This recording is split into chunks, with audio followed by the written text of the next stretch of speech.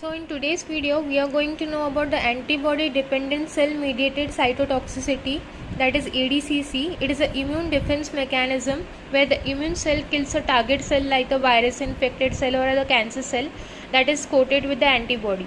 So how does it work? First, the antibody like IgG, it binds to the antigen on the surface of the target cell. Then there is a effector cell, mainly the NK cell, also the macrophage or neutrophil and eosinophil.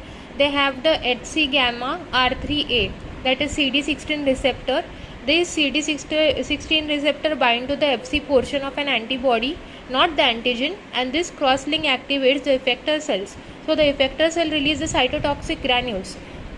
Example, the perforin or gran enzyme, and it kills the target cell.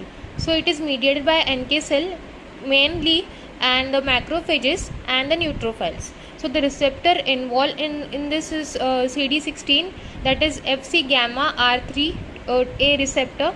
You can watch the immune cell receptor video in which I have given all the steps, all the important receptor types. In that you will understand the role where the ADCC is made. Then the target, antibody coated infection or the abnormal cell. It targets the antibody coated infection or abnormal cell, and it have an effector molecule like interferon, NF gamma, or perferon or GAN enzyme. So GRAN enzyme, and it has some clinical significance like in cancer immunotherapy, HIV viral infection. In cancer immunotherapy, many monoclonal antibody like the rituximab, it kills the cancer cell by the ADCC. Then HIV viral infection, in that it helps in eliminating the viral infection cell. Autoimmune diseases, in that inappropriate ADCC may contribute to the tissue damage. Example, like lumps.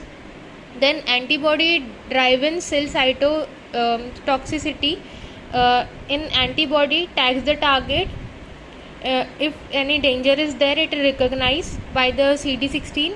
Then cells like NK, they release the toxin, and the cytotoxicity, it targets, and it is died.